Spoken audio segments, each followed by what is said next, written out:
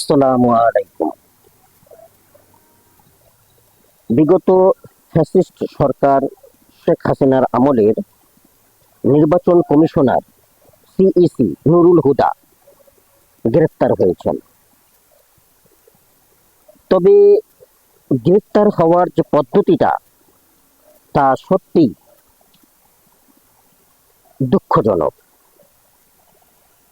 দেখুন, তাকে জুতার মালা পরানো হয়েছে, তার গালে জুতা দিয়ে চপেটাঘাত করা হয়েছে। আমি এই ব্যাপারটা এজন্যই বলছি যে তিনি একজন উচ্চশিক্ষিত ব্যক্তি। এই কথাটা, আমার যে কথাগুলো, এই কথাগুলো শুধু তার উপরে নেবেন না। আমাদের দেশের যারা শিক্ষিত ব্যক্তি আছেন, উপরস্থ ব্যক্তিগুলো, উপরস্থ পদে আসেন ব্যক্তিগুলো, ব্যাপারটা একটু ভেবে দেখবেন। উনি অনেক উচ্চশিক্ষিত একজন ব্যক্তি, অনেক পড়ালেখা, ভার্সিটির পড়ালেখা ইত্যাদি শেষ করে জীবনে একজন প্রতিষ্ঠিত ব্যক্তি, যার ফলশ্রুতিতে তাকে ওইরকম একটি পদে নির্বাচন করা হয়। অর্থাৎ উনি ওই পদের সুষ্ঠু ব্যবহার এবং ওই পদটির দায়িত্ব তিনি যথাযথভাবে পালন করতে পারবেন বিধায় তাকে ওই পদে নির্বাচন করা হয়েছে। কিন্তু তিনি কি করেছেন? একজন সরকারের কথা মতো, অর্থাৎ তার হাতের ইশারায় নেচেছেন, যাকে বলা যায় পুতুল নাচের মতো। অর্থাৎ সমস্ত সুতা ছিল ফ্যাসিস্ট সরকারের হাতে, তিনি যেভাবে নেড়েছেন উনি সেভাবেই নড়েছেন। এখন অনেকে বলবেন যে এখানে তার করণীয় কি ছিল?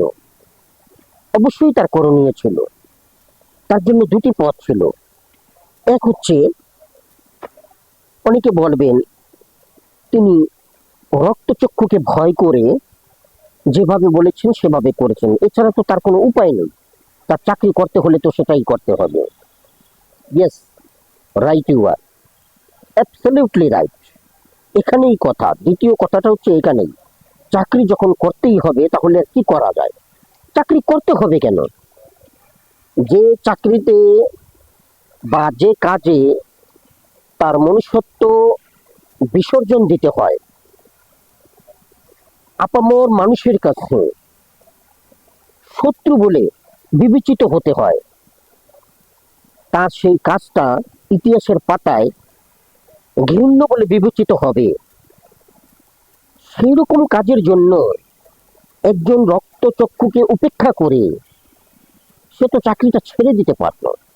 সে তো বলতে পারতো যে না, আমার পক্ষে এই দায়িত্ব পালন করা সম্ভব নয়। তো সেই ক্ষেত্রে তিনি চাকরিটা ছেড়ে দিতে পারতেন।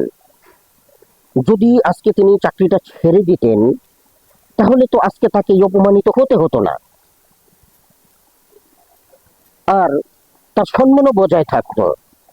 মানুষ তাকে শ্রদ্ধা করত, বলতো যে না, সেই ফ্যাসিস্ট সরকারের রক্তচক্ষুকে উপেক্ষা করে তিনি চাকরি ছেড়ে দিয়েছেন, তবুও তিনি নীতিকে বিসর্জন দেননি, ঘৃণ্য বা বর্বরচিত কোনো কাজ করেননি।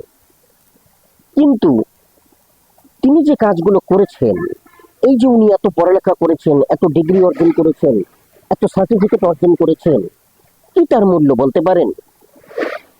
এইগুলো দিয়ে এখন কি হবে? পৃথিবীতে তার মূল্যটা কোথায়? একজন মানুষ, একজন সম্মানিত ব্যক্তি আজকে এইভাবে মানুষের হাতে, যেমন চোর ধরার পরে তাকে পিটানো হয়, গলায় জুতার মালা পরানো হয় এবং মাথায় জুতা বহন করে নিয়ে সবাইকে বলে বেড়াতে হয় যে আমি চোর, আমি চোর, চুনকালি মেখে দেওয়া হয়, ওনার অবস্থা তো ঠিক সেরকমই হলো। কোনো অংশে কি কম হয়েছে?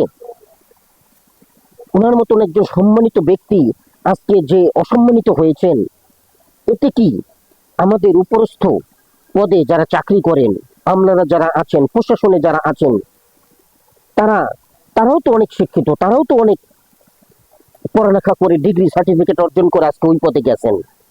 আপনারা কি, আমরা কি এর থেকে শিক্ষা নিতে পারি না যে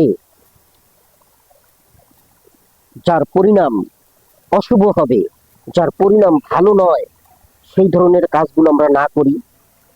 আর একটু ভেবে দেখেন, সেই ধরনের কাজগুলো না করলে তখন দেশটাও কত সুন্দর হয়, মানুষে মানুষে কত ভ্রাতৃত্ব বোধ বাড়ে, এবং সমাজটাও কত সুন্দর হয়। আশা করি এই ব্যাপারগুলো ভেবে দেখবেন। আসসালামু আলাইকুম।